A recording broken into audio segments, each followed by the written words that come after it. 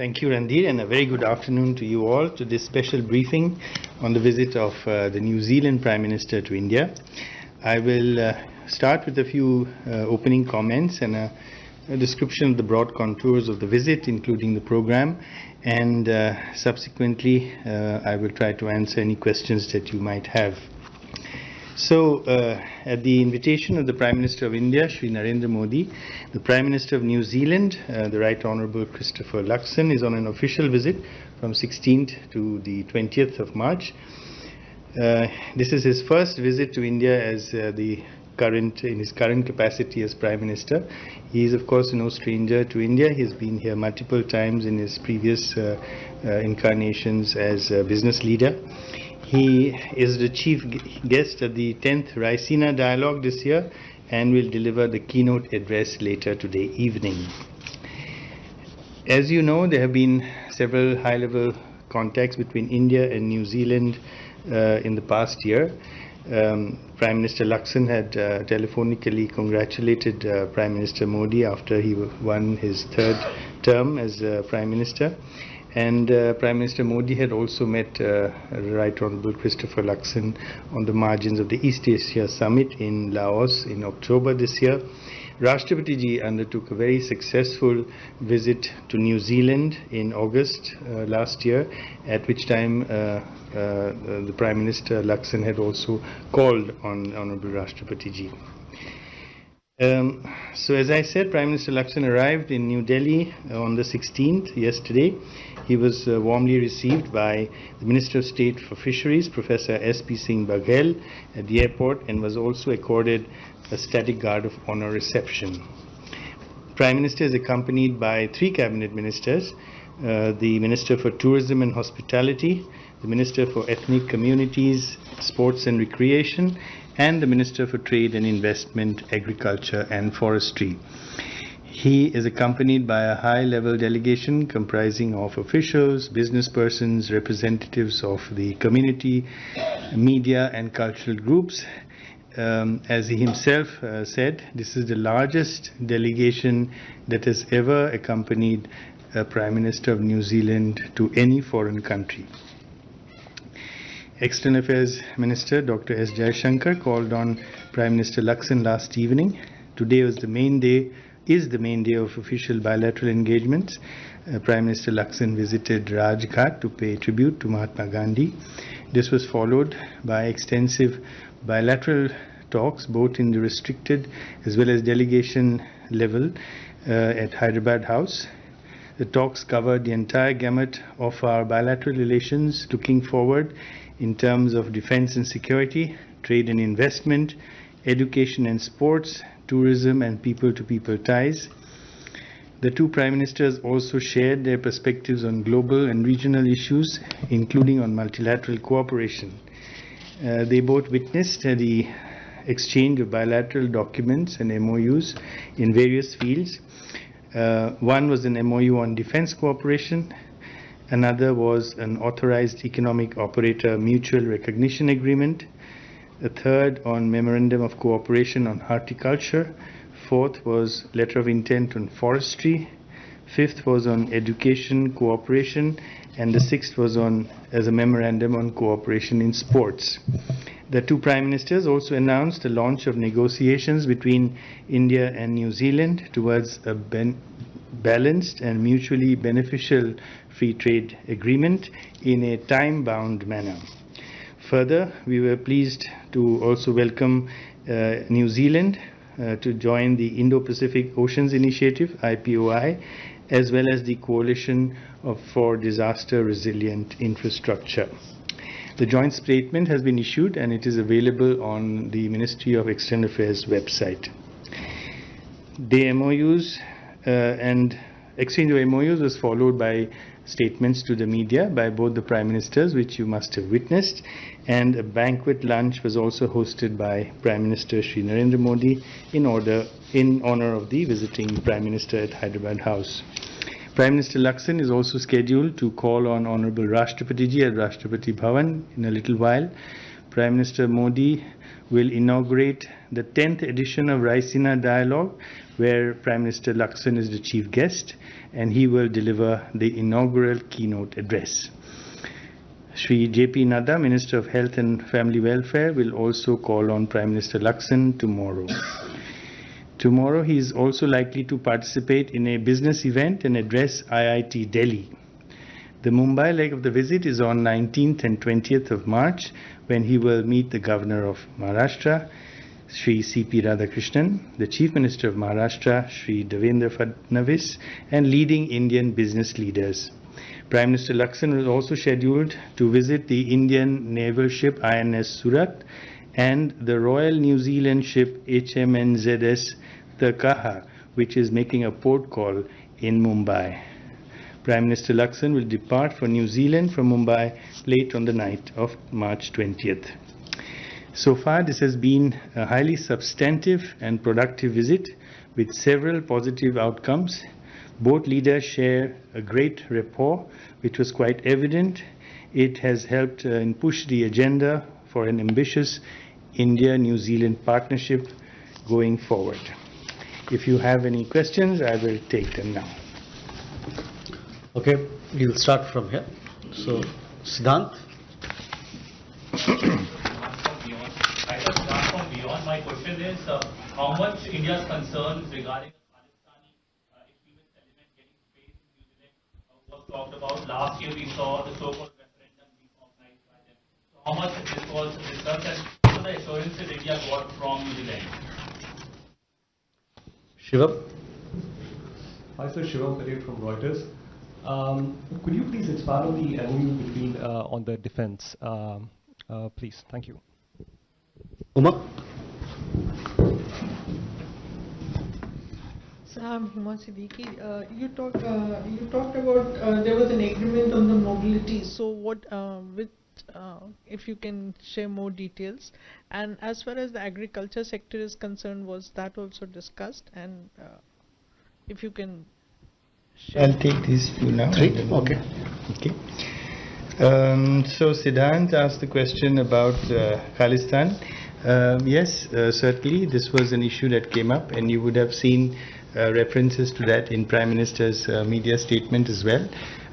We do alert our friends to the activities of anti-India elements in their countries and their abuse of freedom of speech and other democratic freedoms to glorify terrorism and to threaten attacks against our diplomats or our parliament or our events in India. So these were also conveyed, and I must say that the government of New Zealand has been receptive as well as has taken our concerns on board in the past as well, and this was also the reaction that we got today. On defense, the MOU covers exchange of visits, exchange of training, exchange of ship visits to each other's ports, and joint activities, training, etc. It is really a large omnibus agreement. As you know, we already have a white shipping agreement with white shipping information exchange agreement with New Zealand, and this is taking our relationship, especially our naval relationship, forward. On mobility, both sides have agreed on two things. One is to move forward our FTA discussions in a time-bound manner, and at the same time also take forward our discussions on mobility for skilled professionals. So that is not an agreement that has been arrived at. It is a decision to advance these discussions. On agriculture, especially on forestry, it was also discussed. As you know, New Zealand is very strong in the areas of forestry, so technical cooperation and capacity building in forestry was a specific subject that was discussed, as well as in the case of horticulture, we have an agreement, an MOU that was signed in horticulture. So fruits, especially kiwi fruit production in India is something that comes under this particular MOU, and capacity building in that direction. Okay, Ubir, you have a question? Yes, sir. Sir, this is Ubir from the Tribune. Can you please elaborate on the MOU signed with New Zealand on forestry, sports and horticulture? Krishna Mohan? Sir Krishna Mohan Sharma from Bharat express. CPTPP पे और क्या आगे कुछ बात हुई इसमें, या जो बात हमारी पहले चल रही थी उसी पे रुक गई? कॉम्प्रिहेंसिव प्रोग्रेसिव एग्रीमेंट और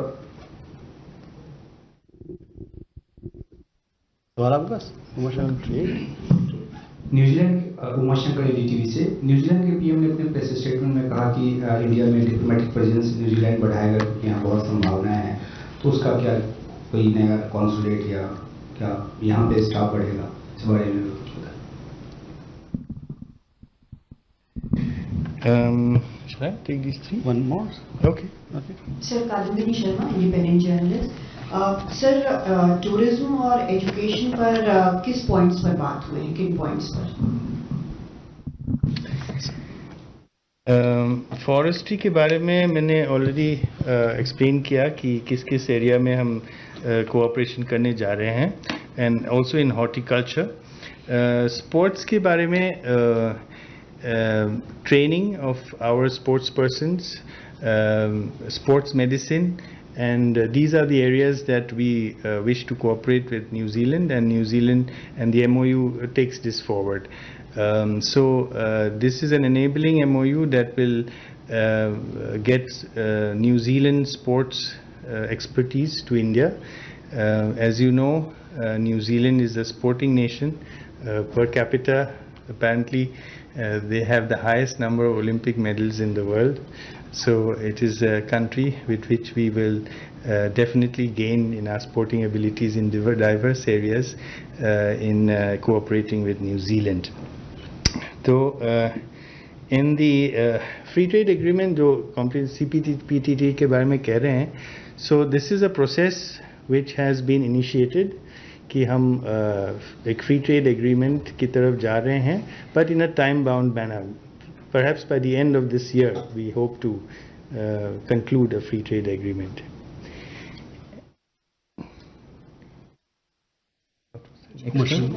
Strengthening position, diplomatic presence.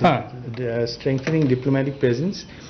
Prime Minister Luxon ne he did say that this is one of their priorities to enhance their diplomatic presence in India, and he stated that they were planning to increase the strength of their embassy in India in a major way, embassy and consulates in a major way. On tourism, one of course is that only about 72,000 odd New Zealand tourists visited India, but which is not too small considering that New Zealand is a population of only 5.5 million. From the Indian side, about 156,000 Indian tourists went to New Zealand last year.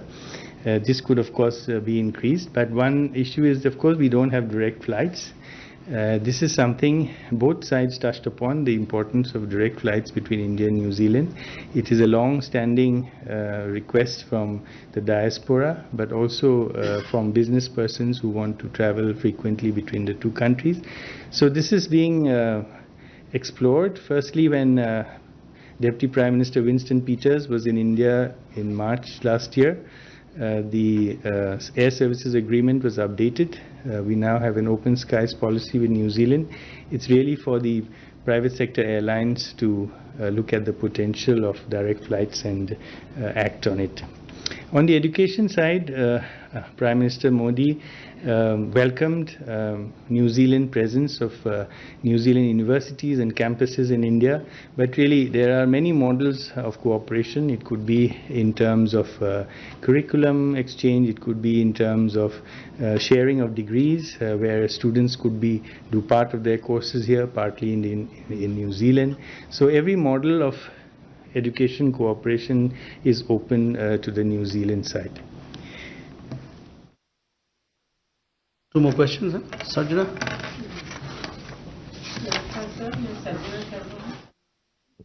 Sanmarg newspaper से sir, जैसे New Zealand में बहुत सारे Indians हैं जो illegally sponsor करते हैं। मान लीजिए किसी यहाँ के ट्रैवल एजेंट से उनका संपर्क रहता है और जिसको वो लेके जाते हैं वो भी पैसा लेते हैं और एजेंट भी पैसा लेता है। बहुत सारे लोग गुरुद्वारों में रुके हुए हैं जो वो पकड़े गए हैं, तो इसके बारे में सर भारत सरकार कुछ कड़े नियम बनाएगी क्या? वहाँ जाके वो लोग स्टूडेंट भी सफर कर रहे हैं और जो लोग काम के लिए जाते हैं वो भी सफर कर रहे हैं। धीरज सर नमस्कार, मैं नीरज सुबह प्रभा साक्षी से। सर, दोनों देशों के प्रधानमंत्री ने हिंद प्रशांत क्षेत्र में चुनौतीपूर्ण रणनीतिक दृष्टिकोण पर भी चर्चा की है, उसके बारे में कुछ विस्तार से जानकारी साझा कर सकते हैं?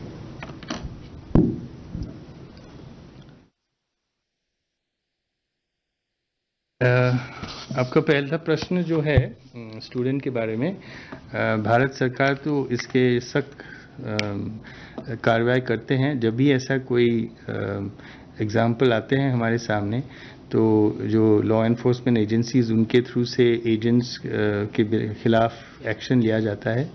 और हम हमारे हाई कमीशन और कॉन्सुलेट जो है वहाँ पे या किसी भी देश में हो, उनसे भी हम खबर लेते हैं कि ऐसे कौन सा एजेंट है जिसने ऐसे लोगों को भड़का के ले गया है।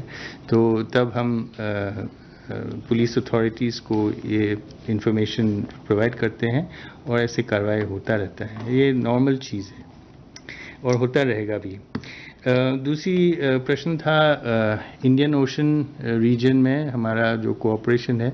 जैसे मैंने कहा, न्यूजीलैंड ने इंडो-पैसिफिक ओशंस इनिशिएटिव में भागीदारी लिया है इस बार, पहली बार। ये वो लोग भी चाहते हैं और हम भी चाहते हैं कि दोनों देश हिंद महासागर में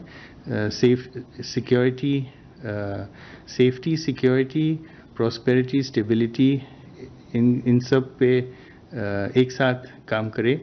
We are all for an open oceans, freedom of navigation, open commerce, and a region that is free from any intimidation, where prosperity, stability, and peace reign. So these are common objectives of both India and New Zealand, and this is our vision for the Indo-Pacific, and we are glad that New Zealand has also joined the Indo-Pacific Oceans Initiative to uphold these interests and these principles.